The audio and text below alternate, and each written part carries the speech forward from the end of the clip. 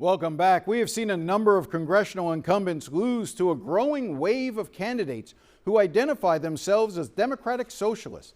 Congressman Dan Goldman in New York and Congresswoman Diane DeGette in Colorado lost their primaries to two candidates who had the backing of New York City Mayor Zoran Mandami, Bernie Sanders, and others.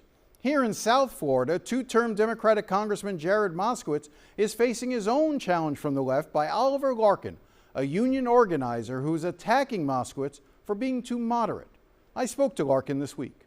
I'm running because growing up in the city of Fort Lauderdale in South Florida, I care deeply about our state, and I've been very disturbed by the direction, not only by the direction of the Republican Party, but of Democrats like Congressman Moskowitz, who have failed to stand up adequately and fight for the issues that I believe South Floridians deserve. And I'm really filling the gap of the candidate that I wanted to see in 2024 and the candidate that I wasn't sure would materialize if I didn't step forward myself. So as a first-time candidate, but a longtime progressive organizer, I'm running as the natural extension of the activism that I've engaged in for South Florida and for the Democratic Party over the greater part of the last 10 years. Now, you are also running as a Democratic Socialist, is that correct?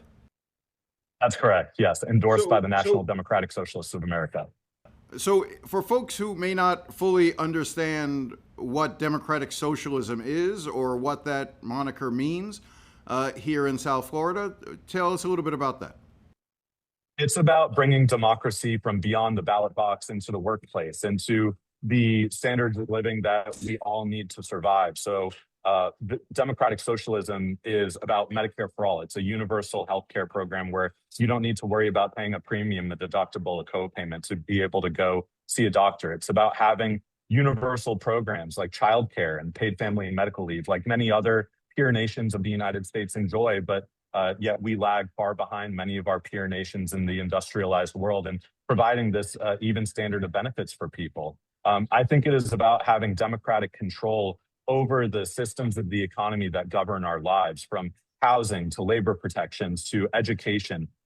These are things that we should not be going deeply in debt for or being forced into the scarcity of an affordable housing shortage or taking out tens of thousands of dollars for student loans. This is what I believe the Democratic Socialists of America's platform can represent for South Floridians and people all across the country, is lowering that cost of living and making sure that we can all share in the benefit and the wealth of the wealthiest nation in the history of the world, the United States of America. So when people hear about democratic socialists these days, a lot of what you're often talking about deals with Middle East policy and Israel in particular.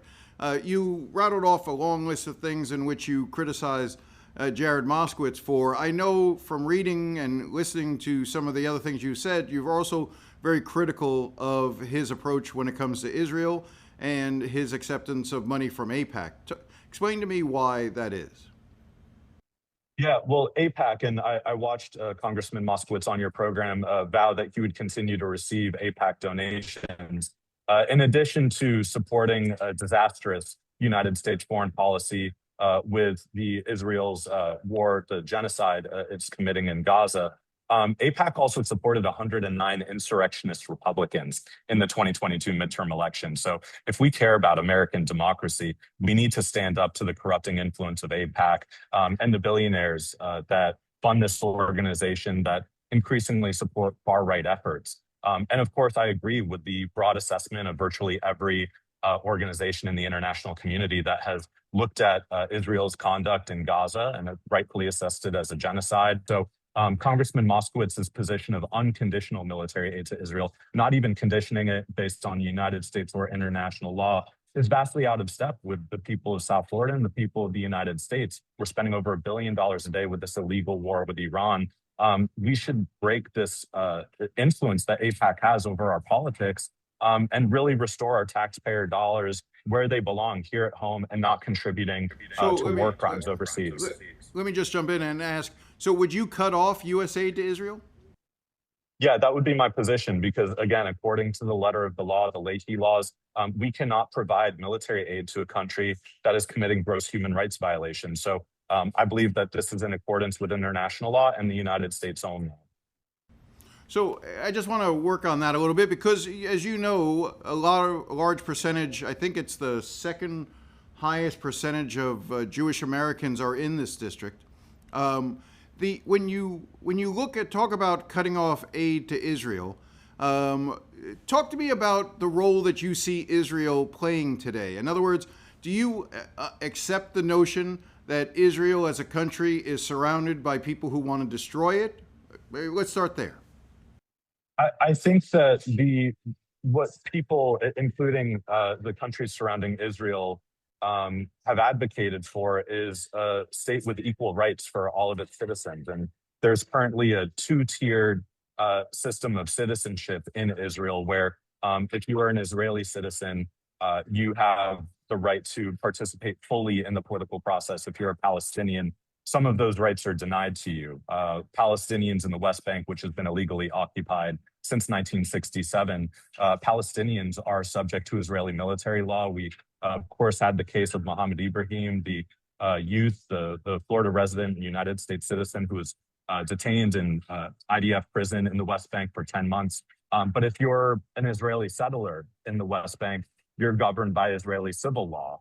But again, no, my question though was more specific, which is, do you accept the premise that Israel is a country surrounded by other countries that are vowed to destroy it? I don't accept that premise. I think the notion of destroying Israel it's harsh language. What I think the impulse is that countries want to see a state with equal and democratic rights for all of its citizens, and that is not the current condition of Israeli society today. It's an apartheid system, what we might know in the United States as a Jim Crow style apartheid, where, again, you have this multiple tiers of citizenship that does not privilege all of its people the way that Israeli citizens are privileged. And I think that's something that countries do not want to see continue. This district that's been redrawn is a district that favored Donald Trump in 2024. I think Donald Trump won it by 7 or 8 points. I can't remember right off the top of my head. 7, 8, 9, 10 points. He won it. Moskowitz, your criticism of him is that he's too moderate. Is he not the right candidate? His argument would be that he's the right candidate for this district to be able to hold this seat in Democratic hands, as opposed to losing it to a well-financed Republican that is going to end up running. How do you make the argument that you could actually hold a seat as a Democratic Socialist in what is still considered a red district? Yeah, I don't think that voters that want to see this seat remain Democratic believe that we need to compromise on so many of these values. Again, the only Democrat in our state to vote for the Lake and Riley Act, Congressman Moskowitz even personally recommended a GEO Group private prison executive to lead Florida Atlantic University that's now enacted 287G agreements, as have Florida International University. I mean, these are just unacceptable positions to take. They're unconscionable, they're immoral. And I think that the mistake that Democrats have made far too often, especially in our state, in Florida, especially looking at some of the statewide election results, is believing that we need to chase this moderate Republican voter. Kamala Harris made the same mistake in 2024, campaigning with Liz Cheney and losing all 7 swing states.